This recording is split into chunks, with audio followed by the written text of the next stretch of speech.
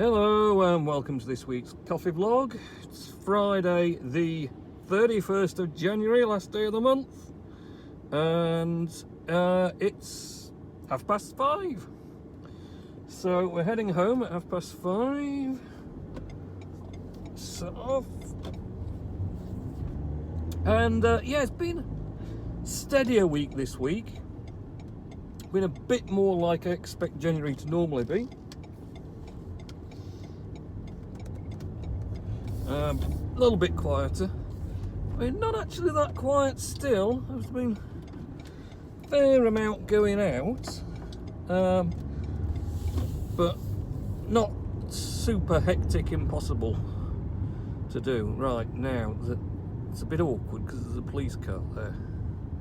So I'm going to have to pause because he's not going to like me talking to my camera.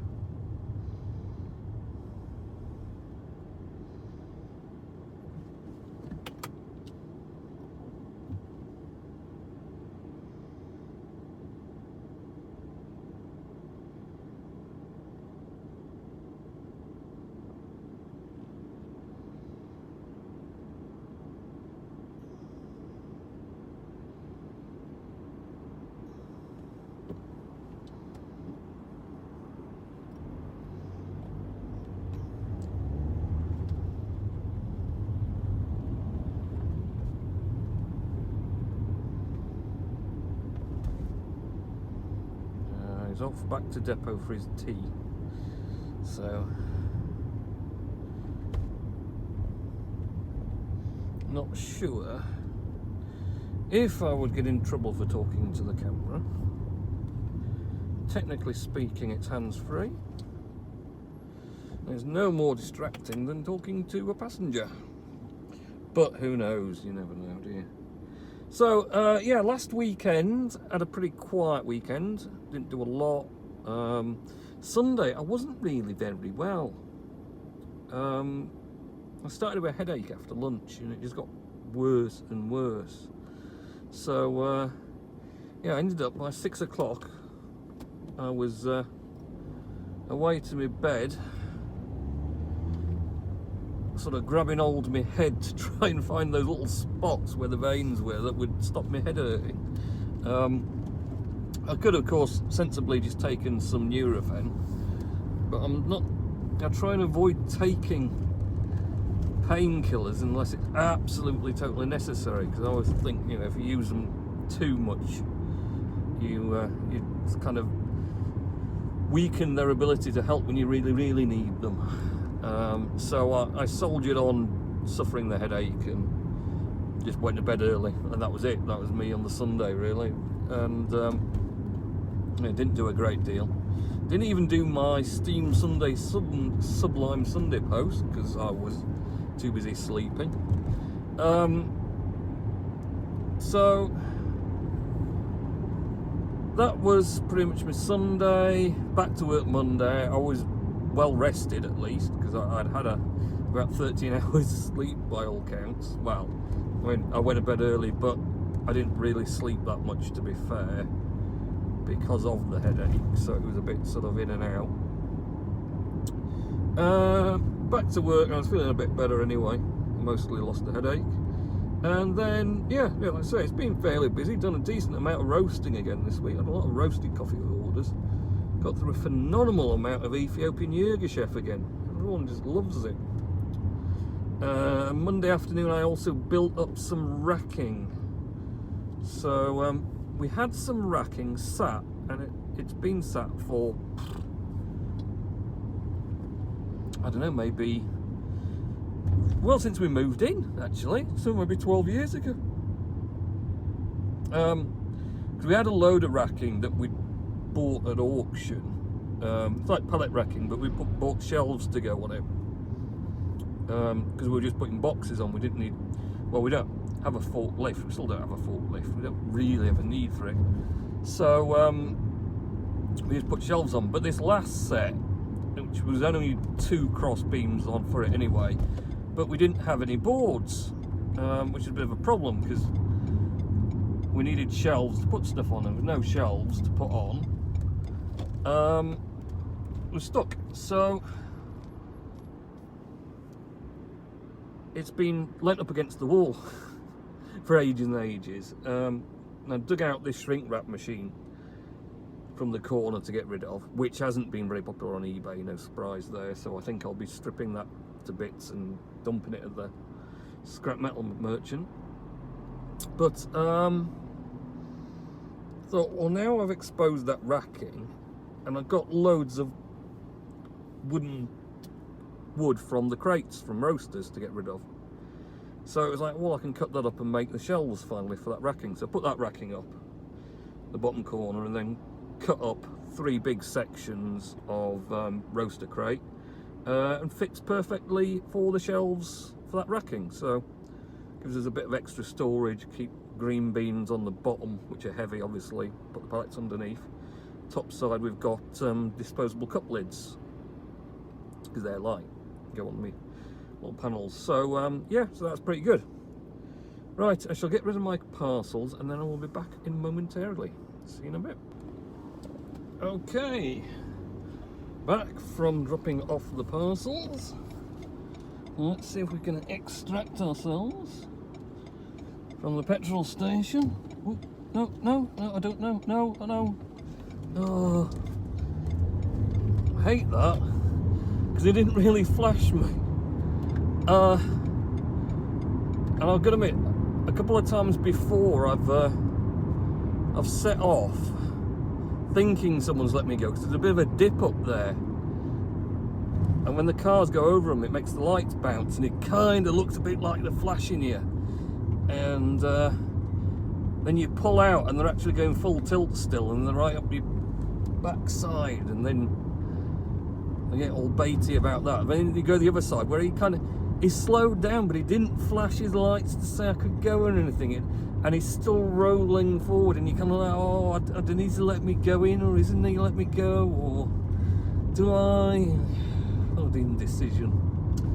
So no words of wisdom from Mr. Nellis this week, because he didn't fancy doing them, I think. So but at least we can get home quicker. Not that's a reason not to do words of wisdom, Mr. Nellis, but it's kind of handy because I'm a bit worn out today, so I'll be happy to get home a bit quicker and relax. So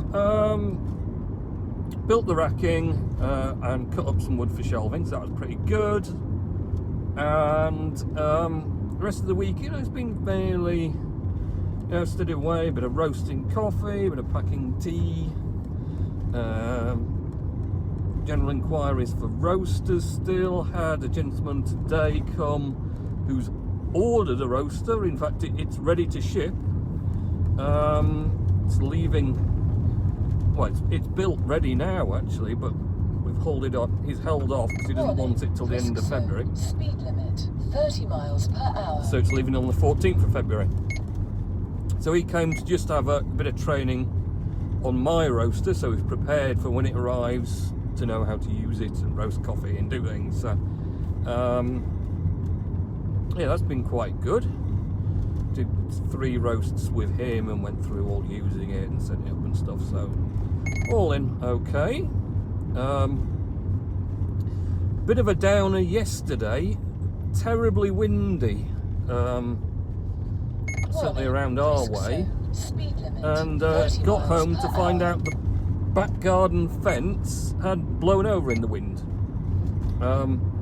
which wouldn't be such a problem except there's a footpath, public footpath the other side of it, so it basically left me back garden wide open to all and sundry walking along to have a wander in and do whatever they fancied. So that kind of was a bit annoying to find out. We got back last night, blowing a gale, fence down, and then mysteriously neighbour had got in touch with someone else he knows further up, and by 8 o'clock this guy had turned up with a load of this metal fencing that you normally see around building sites and things, temporary metal fencing.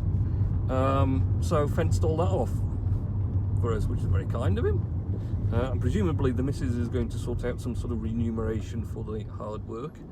But yes, so at least it's not open access to people, although I'm going to have to put the fence up. But the trouble is, the fence is about 8 foot high. I mean, it's not a small fence, and it's quite a long section of it that's dropped, which we're not very sure. I first thought, oh yeah, we'll just lift it back up again, but apparently it's quite heavy. And then when I was looking at it last night while we were doing this metal fencing, I was thinking, actually, that does look like it's going to be quite heavy. I don't see even 2 or 3 of us going at it. We're going to lift it up in one piece. It's going to end up, we're going to have to cut it in half and then put the 2 halves back up again. So I'm not really sure what the plan is at the moment, because it's snapped basically where the posts join the earth. Obviously it rotted a bit. I also think, funny enough, our excessive amount of strimming with the petrol strimmer had chavelled down those poles at that point as well. So that's what I'm thinking happened. You know, you strimmed away at the edges and made it weaker and weaker. And of course, also you damage the wood and then it lets rot and stuff get in. And then the wind blowing in an odd way, because the wind normally doesn't go towards the fence like that. It normally goes side to the fence. But yeah, the wind just was too much and took them out. So we might end up getting new fence poles to replace those ones, and having to put those in and then pin that existing fence to it. Or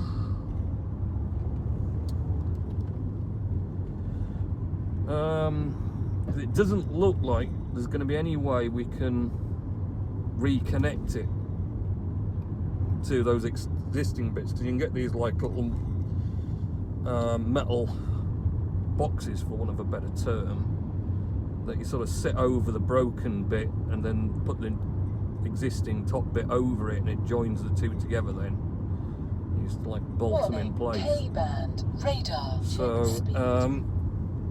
looks like tomorrow I'll be puzzling over how to solve that particular issue, which I'm not hugely overjoyed about. It's one of those things you could do without things that don't need to be messed with needing to be messed with. It seems to be always the way of life, isn't it, though? Something decides to conk out, break, not work properly, or fall over in the terms of fences. So see how we get on with that. Steam blockchain had a pretty quiet week again, really. Well, I did quite well with a load of comments on Sunday morning, but I'm just sort of steady away doing it. Like I say, I'm never really in that sort of frame of mind on a night now after work to get into doing loads of comments. Not even done so many posts again, actually. I've just been busy doing other things.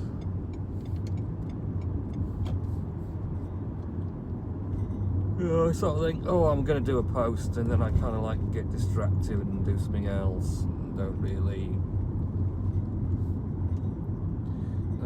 get there. So I'll see what happens. So now this is such an awkward. I keep getting caught by people coming up hell for leather, and I kind of want to set off. You can't see, it's completely blind. You can't see until you're pretty much committed to going round the bend if someone's coming.